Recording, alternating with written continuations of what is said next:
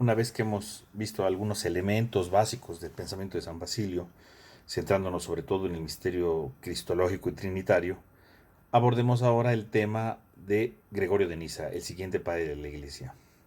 Gregorio de Nisa propiamente pues fue el hermano de Basilio de Cesarea, y Gregorio de Nisa va a ofrecernos entonces una reflexión no solo desde el ámbito cristológico y trinitario, como lo vamos a analizar, sino también desde otros ámbitos, desde la antropología, desde su mística incluso.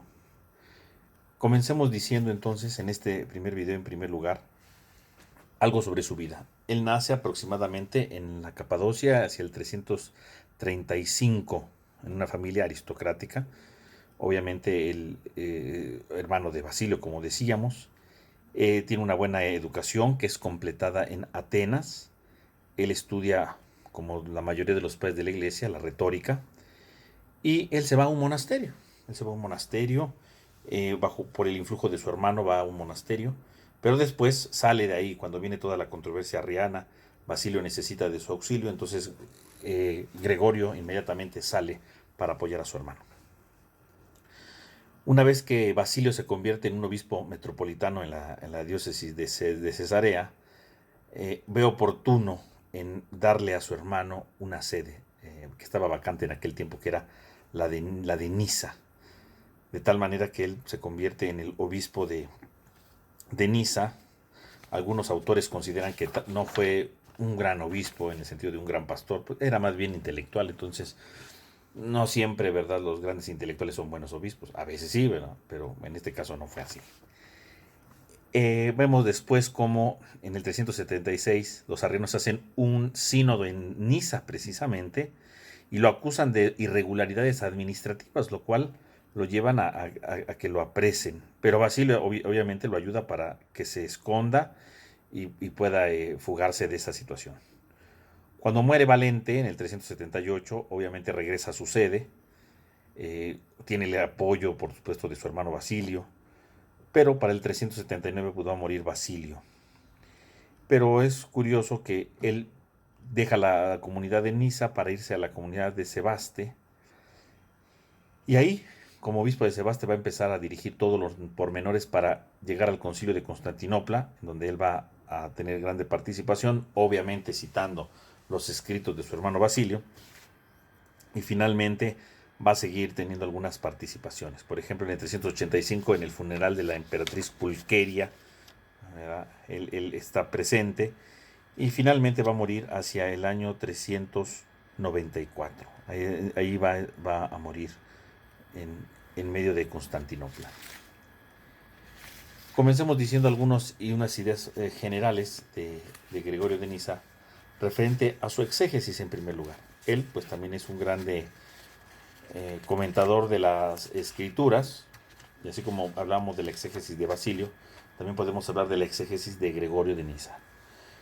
Podemos ver que obviamente su hermano es Basilio, está toda la controversia de si se debe de utilizar la alegoría o no se debe de usar la alegoría, que era uno de los grandes elementos que estaban en discusión en aquel momento. Y decíamos en videos pasados que precisamente Basilio, para evitar estas controversias, lo que hace es inmediatamente hacer toda una interpretación literal. Al principio, evidentemente, esta idea la tiene muy marcada Gregorio de Niza. Sin embargo, más adelante, él pues siente atracción por Orígenes, por Filón de Alejandría, que son totalmente alegóricos, de tal manera que él va a buscar hacer una lectura espiritual o alegórica de los textos. Podemos decir que entonces su exégesis básicamente va a ser alegórica.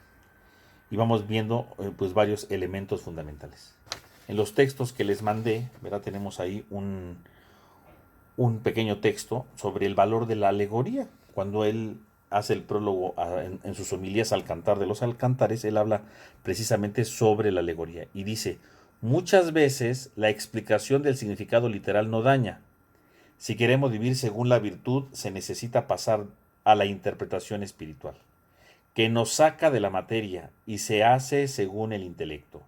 En el sentido de los conceptos más corpóreos deben de ser adaptados al intelecto y a la inteligencia, una vez que echamos fuera de nosotros la interpretación más carnal de los pasajes que leemos. como si fueran polvo. Por este motivo dice que la letra mata, pero el espíritu vivifica, ¿no? Citando a San Pablo. ¿Qué ventaja ayuda a la virtud si uno lee que el profeta Oseas tuvo hijo de la prostitución? ¿Que Isaías se acostó con la profetisa? Si se queda uno con la letra. Entonces aquí precisamente hace ver que sí es importante la interpretación literal, propio de su tiempo, pero dice, hay pasajes que a veces no tienen sentido literalmente, ¿no? Como los hijos de la prostitución de Oseas. Dice, hay que hacer, por lo tanto, un ejercicio de alegoría para sacar una cosa mucho más profunda, más espiritual de los textos bíblicos. Y a partir de eso, pues casi toda la exégesis de Gregorio pues, va a versar precisamente sobre esta manera de interpretar la escritura. Dentro de sus obras exegéticas, por ejemplo, tenemos una obra que se llama Sobre los títulos de los salmos, sobre los títulos de los salmos, la interpretación de los títulos de los salmos. Como decíamos cuando hablamos de Basilio, justamente decíamos que los salmos es un libro muy recorrido en los padres de la iglesia, y sobre todo los títulos. Si ustedes ven sus Biblias, generalmente el versículo 1 de la mayoría de los salmos tiene una especie de título, ¿no? Donde nos narra quién es el que lo escribe, o bien la situación en la que se escribe. Y esos títulos pues a veces pasan desapercibidos porque son descriptivos, ya sea de alguna persona, o bien son descriptivos del autor o de la situación. Y muchas veces eso pasa de largo, incluso si ustedes ven la Biblia latinoamericana, incluso ni siquiera ponen los títulos, ¿no? Porque lo importante es el salmo como tal. Sin embargo, los padres de la iglesia tuvieron grande inquietud sobre los títulos de los salmos, y varios autores de la antigüedad cristiana hicieron tratados precisamente sobre los títulos. O a veces, comentando los salmos, hablaban sobre los títulos, así como Basilio generalmente hace el análisis de los salmos, y en algunas ocasiones se detienen los títulos, o Hilario de Poitiers. En el caso de Gregorio de Niza, si bien tiene algunas homilías sobre salmos, también es cierto que Gregorio de Niza va a hacer esta obra sobre los títulos, porque le interesa saber qué son los títulos. Y por lo tanto trata de descubrir el sentido de esto, ¿no? Estas rúbricas que tienen los salmos. Esta obra de la interpretación sobre los títulos de los salmos se divide en dos partes. En la primera va a querer individuar el orden preestablecido del escritor sagrado, tratando de explicar, ¿verdad?, la disposición de los salmos. Y en segundo lugar, la manera de ascenso en la que el hombre puede llegar a Dios, para que el hombre se libre de su pecado. Entonces, dice, el mismo título nos ayuda a interpretar el salmo, a encontrarle sentido al salmo, para ver cómo el salmo me debe de llevar al encuentro con Dios, a elevarme para el encuentro con Dios. Por lo tanto, podemos ver que se debe de ver la interpretación, sí, literal, pero hay que superarla, porque pues decir, David lo escribió, se escribió en tal contexto este salmo, bueno, es interesante, es histórico, podemos decir. Pero Gregorio de Niza trata de ver más allá, y entonces, ¿qué interpretación espiritual debe de tener aquí, no? Y entonces él va a tratar de recurrir precisamente a la alegoría para tratar de entender esta realidad. Y entonces, preocupado por el texto, verá, él va haciendo toda una exégesis metódica sobre estos títulos para poder profundizar y entonces dar como una especie de manual básico para poder descubrir el sentido profundo de estos títulos que va entendiendo. El objetivo, por lo tanto, de la obra, podemos decir que es explicar estos títulos a uno de sus amigos, tratando de manera novedosa el significado espiritual de estos títulos. Este sería básicamente el elemento central de todo. Y va viendo todo el salterio como una guía para llegar a la beatitud divina, porque él dice que los títulos ayudan a que el hombre llegue a la beatitud divina, porque esto es una cosa muy importante. En muchas de las cosas que va interpretando dentro de su exégesis, Gregorio de Niza muchas veces hace una interpretación no solamente para entender el texto, para profundizarlo espiritual y alegóricamente, sino que también, ¿verdad?, trata de verlo como un camino para llegar a Dios, porque para él, si uno interpreta alegóricamente, no solamente es para ver algo oculto, sino es para poder profundizar en el misterio de Dios y que el hombre llegue a Dios, como un pequeño itinerario a Dios. Eso sería pues lo fundamental en cuanto a esta idea de los salmos.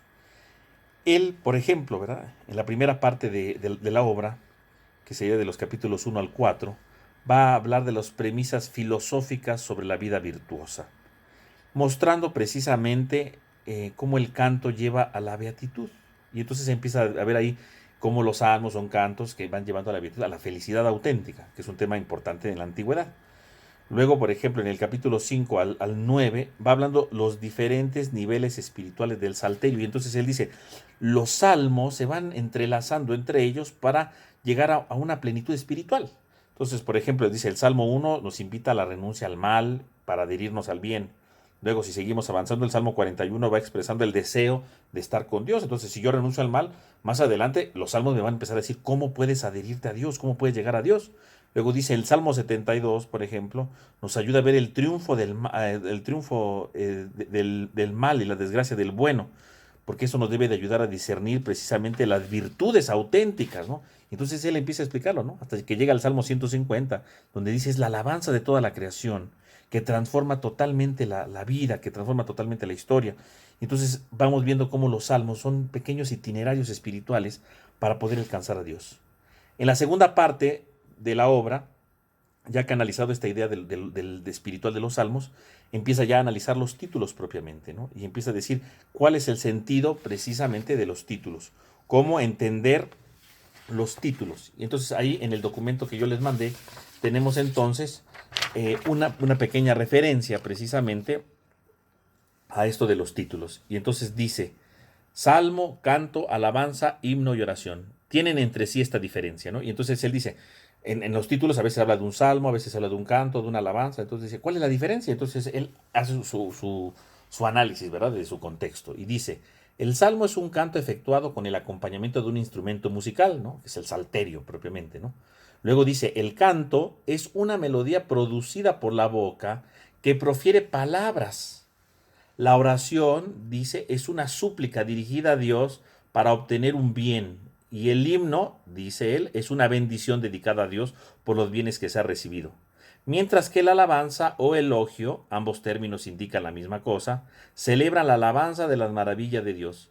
Frecuentemente estos términos son unidos en los títulos, que por conexión pueden formar uno solo. Salmo de canto, canto de salmo, salmo entre los himnos, o como se había dicho en el libro de Habacuc, oración con canto. Cuando himno y alabanza van unidos a alabanza, nos advierte que no especularemos sobre Dios, si antes no se tiene una vida digna de la libertad. Dice, no es bella la alabanza en boca del pecador, según el libro del Eclesiástico. Entonces, fíjense cómo Gregorio va tratando de dar a entender entonces, ¿verdad? En la segunda parte, el sentido de los himnos. Entonces ya empieza a decir, a ver, si tú vas a interpretar los títulos, primero tienes que saber qué es un salmo. Pues un salmo es cuando está el instrumento musical. Un canto es una melodía que se da con la boca, con sus palabras. Una oración es distinto, es una súplica que yo dirijo a Dios. Un himno es una bendición dedicada a Dios por los bienes que he recibido. Una alabanza, ¿verdad? Bueno, es para agradecer y para exaltar, engrandecer las maravillas de Dios. Fíjense cómo entonces él va diciendo. Y luego dice, se pueden intercambiar las palabras. Es decir, hay que tratar de entender todo esto. Entonces, si es un salmo de canto, bueno, pues es un canto, ¿verdad? Con palabras acompañado del instrumento, por así decirlo. Entonces, podemos ver cómo Gregorio de Niza entonces trata de ver precisamente la importancia de estos textos, ¿verdad? De cómo poderlos interpretar y tratar de darle el sentido profundo a esto. De tal manera que así se va obteniendo de los títulos elementos que son fundamentales para la vida del creyente.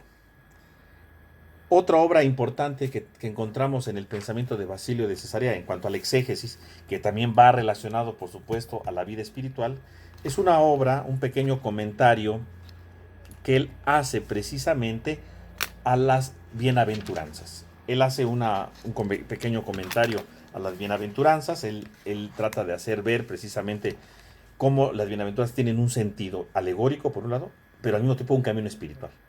Al parecer, este comentario que él hace a las bienaventuranzas está influenciado fuertemente por el comentario de Orígenes al Evangelio de Mateo, obviamente al Sermón de la Montaña, y donde están las bienaventuranzas, que gran parte de él no se conserva, ¿no? Pero ya este parece ser que es una de las bases fundamentales que él tiene para tratar de ver esto. Por supuesto, el tema de las bienaventuranzas, como su nombre lo dice, pues es encontrar la felicidad, que como decíamos hace un momento, pues en la filosofía antigua el ser feliz es algo que es fundamental, ¿no? Es el fin último de la vida. Incluso así lo hace ver, por ejemplo, Aristóteles en la Ética Nicómaco, el sentido de esto. O cuando Séneca escribe en el de Beata Vita, ¿verdad? De Vita Beata más bien, hace ver la necesidad de ser feliz, ¿no? La felicidad que da sentido a esto. Entonces él dice, las bienaventuranzas, en el fondo, ¿qué es? Es la búsqueda de este bien, de esta alegría que el hombre necesita, porque es el bien necesario para él. Para Gregorio, todo el concepto de bien debe de estar precisamente unido con Cristo. Y las bienaventuranzas tienen que ser un camino espiritual que nos lleve profundamente al encuentro con Cristo. Por lo tanto, podemos decir que esta obra de las bienaventuranzas van a girar en torno a 4 principios fundamentales. En primer lugar, para él las bienaventuranzas es precisamente una especie de estructura retórica de la ascensión, es decir, cada bienaventuranza es un escalón de la escalera, ¿verdad?, que nos va llevando precisamente a la vida espiritual del cristiano, ¿no? Eso es, vivir cada bienaventuranza pues nos lleva a esto. En segundo lugar, dice él que cada una de las bienaventuranzas nos debe de ayudar, sí, a subir un escalón, porque cada bienaventuranza nos lleva a conocer más a profundidad la vida de Cristo. Y por lo tanto, vemos cómo en la medida que yo voy cumpliendo las bienaventuranzas, adquiera un sentido profundo de mi vida. Porque cada bienaventuranza tiene una promesa, ¿no? Bienaventurados, ¿verdad? Los que lloran porque serán consolados. Es decir, cada bienaventuranza tiene una promesa que se cumple. Entonces quiere decir que en la medida que yo voy subiendo un escalón, se va cumpliendo algo en mi vida y ese cumplimiento me empieza a acercar a la vida de Cristo y por lo tanto me está acercando a la felicidad profunda del hombre que está buscando. En tercer lugar, él va a decir que hacer una lectura espiritual de manera apropiada, ¿verdad? De manera apropiada, requiere siempre una interpretación de un significado profundo que nos lleve a concretar, a vivir de cierta manera. Es decir, no solamente es especular la bienaventuranza y decir, ay, qué bonitas cosas extraordinarias está diciendo el texto, sino también implica que yo debo de ser capaz de que esto se lleve a la práctica en mi vida cotidiana. Si no se lleva a la vida cotidiana, no sirve de nada, ¿no? Y este es uno de los peligros de la alegoría en aquel tiempo, ¿no? Porque yo podría decir, ay, mira qué cosas tan extraordinarias, alegóricas, espirituales, está escondido en este texto, pero pues no tiene nada que ver con la vida concreta, no. Si vas a hacer una interpretación alegórica, tiene que verse reflejada en la vida concreta, y es precisamente lo que Gregorio de Nisa trata de hacer ver. Y finalmente, Gregorio de Nisa dice que cada una de las bienaventuranzas se refiere en definitiva siempre a Cristo, porque Él es el modelo de vida. Entonces, bienaventurados los que tienen hambre y sed de justicia, por ejemplo. Bueno, pues la justicia es precisamente el encuentro con Cristo. Cristo es la justicia por excelencia. Y por lo tanto podemos ver cómo cada bienaventuranza nos lleva precisamente a imitar profundamente a Cristo. Entonces podemos ver aquí una lectura por un tanto que es alegórica, que reciende a lo real, pero que al mismo tiempo nos lleva a un camino espiritual para la plenitud de la vida. Otro elemento dentro de la vida exegética, de la actividad exegética de Gregorio de Nisa, son otras homilías que también debemos de tener bien considerado en nuestro entorno. Por ejemplo, las homilías al libro del Eclesiastés. Al parecer, estas homilías las dicta hacia el 381 o un poco antes, en la que él trata de ver precisamente cómo el libro de Coelet va dando sentido a la vida del creyente. El objetivo de sus homilías es realizar la vida en la verdad y despertar el deseo que no se alcanza en los sensibles. O sea, finalmente es descubrir algo mucho más profundo, algo que nos debe de ayudar precisamente a transformar nuestra vida. Y entonces él mismo ve cómo algunos libros sapienciales nos pueden ayudar a este crecimiento de la vida espiritual. Entonces, hacer exégesis para que nos ayude a la vida espiritual, para crecer en el encuentro con Cristo. Y entonces dice él, en el tercer texto que les puse ahí, dice, se nos propone para la exégesis el Eclesiastés. Él está presentando sus homilías. Dice, el esfuerzo de la contemplación es grande como el beneficio. En efecto, después de que hemos ejercitado nuestra inteligencia con el pensamiento de los proverbios, con sus palabras oscuras, con sus expresiones sabias, con sus enigmas y los variados giros en sus dichos, a quien han avanzado hacia los conocimientos más perfectos, el camino ascendente los conduce a este texto, ¿no? Al libro del Eclesiastés. Entonces dice, lo primero que tenemos que hacer es entender el libro de Proverbios. Eso es lo real. Porque aunque sí hay cosas enigmáticas, son dichos, ¿verdad? El libro de Proverbios son dichos de la vida práctica, que nos deben llevar a la vida práctica. Cuando tú has vivido el libro de Proverbios, entonces puedes dar un siguiente nivel, que es el libro del Eclesiastés, donde vas a empezar un camino de perfección. Pues dice él, si el ejercicio de los proverbios es una preparación para estos conocimientos, es tan arduo y difícil de entender, ¿cuántos esfuerzos serán necesarios para ver estos pensamientos elevados que ahora se nos pone para la contemplación? Entonces el libro del Eclesiastés implica entonces una superación, empezar con lo real de los proverbios para empezar a desdeñar, ¿verdad? Hacer a un lado lo material para trascender, porque el libro del Eclesiastés, recordemos que es un tanto pesimista a veces en cuanto a lo material, y entonces esta idea la va a tomar Gregorio de Nisa para decir, el hombre tiene que despegarse, tiene que desentenderse de lo corpóreo, de lo material, que es el primer paso para poder ascender a lo espiritual. Y luego, ¿verdad? Él mismo, ¿verdad? Siguiendo esta dinámica, él va a decir, que si bien hay una transformación en el hombre, que empieza con los proverbios, que es lo material, vivir lo material, luego empezar a desprender de lo material para empezar a ascender con el libro del Eclesiastés, va a llegar entonces a un tercer nivel, ¿verdad? Que sería el libro del Cantar de los Cantares, que para él pues va a ser una obra que es fundamental. Y entonces dice él en el Cantar de los Cantares, ¿no? En la homilía 1, dice, hay un orden y una consecuencia que conducen al hombre a la vida según la virtud. Para este fin los proverbios nos educan en cierto modo, ¿no? Nos educa en este mundo. Y otro argumento en nosotros el Eclesiastés. Y la filosofía expuesta en el Cantar de los Cantares nos enseñan, nos dan las enseñanzas más elevadas y es superior una de la otra obra. Entonces, él va viendo, ¿verdad?, cómo los libros sapienciales tienen todo un camino espiritual. Empiezas con el libro de Proverbios, pasas al Eclesiastés y luego él dice, el Cantar de los Cantares es la cima máxima. Ahí es donde uno alcanza la vida máxima. Ahí es donde el hombre se encuentra totalmente en la vida espiritual que se requiere. Por lo tanto, podemos ver cómo de entrada en sus homilías a la Eclesiastés, él tiene ya un proyecto. Habla del libro de Proverbios como lo básico, o sea, lee el libro de Proverbios, vívelo, y ya cuando lo hayas vivido, entonces vas a empezar a desprender de la vida material, y este es las homilías del Eclesiastés. Y ya luego, un nivel más profundo, ya que hayas vivido plenamente el Eclesiastés, te encontrarás con el Cantar de los Cantares. Vean cómo tiene él ya tiene un proyecto de vida espiritual en esto, en esta interpretación. Fíjate, no solamente voy a explicar el libro del Eclesiastés, no. O sea, lo voy a explicar para que ustedes entiendan cómo deben de vivir, porque nuestra meta es llegar con Dios. O sea, la vida espiritual se liga profundamente a la exégesis, que es algo muy importante. Y esto tiene mucho significado, porque si en aquel tiempo decíamos, la interpretación alegórica tenía sus contras, Basilio había arremetido contra esa interpretación y de alguna manera él quiere arremeter también, pero él trata de ver la alegoría, él trata de ver cómo la alegoría tiene un sentido en lo real. Entonces, sí, voy a hacer mi interpretación alegórica, pero ¿para qué? Para que haciendo esta interpretación alegórica, yo sea capaz de descubrir un camino hacia Dios, que me transforme. Y entonces la alegoría no queda solamente en lo obtuso, ¿verdad? En divagaciones mentales que no tienen sentido, sino tienen un objetivo, llegar al encuentro con Dios, ¿no? Ve cómo entonces la exégesis de Gregorio de Niza es muy profunda en este sentido. Regresando a las homilías de la Eclesiastés que estamos analizando, podemos ver que el método que él va siguiendo es diferente, ¿no? Por un lado, sí, lo hace a veces de manera alegórica y a veces, por ejemplo, va a la manera lingüística, a tratar de entender el lenguaje de aquel tiempo, ¿no? Analizar esto. O a veces trata de hacer la exégesis con nociones filosóficas, a veces de lo alegórico, ¿verdad? A veces pasa a lo filosófico. ¿Qué es esto, no? Trata de explicar algunas cosas filosóficas. Obviamente, siguiendo el principio de orígenes, la Biblia se explica con la misma Biblia, pues recurra a otros textos bíblicos para explicar pasajes que aparecen ahí. Por supuesto, dado que es un texto del Antiguo Testamento, otro criterio de la exégesis bíblica de Gregorio de Niza es el criterio cristológico. Todo el Antiguo Testamento, ¿verdad?, en sombra nos habla de Cristo, por lo tanto, el eclesiástico nos habla de Cristo, ¿no? Es algo que no debemos de dudarlo. Y por supuesto es exhortativo. Es una homilía que se las predicaba frente a los fieles, por lo tanto, tiene un nivel exhortativo, es decir, un modo de vivir. Cada homilía siempre va exhortando a ir viviendo precisamente la vida, que es algo fundamental. Y entonces esto debe de ayudarlo.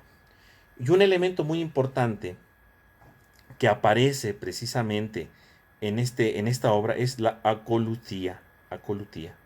¿Qué cosa es eso de la acolutía? Es decir, lo que es consecuencial, ¿no? La consecuencialidad, ¿no? A eso se refiere. Cómo los hechos se van concatenando. Él hace ver que cuando se hace una exégesis, los hechos o los acontecimientos se van concatenando uno con otro.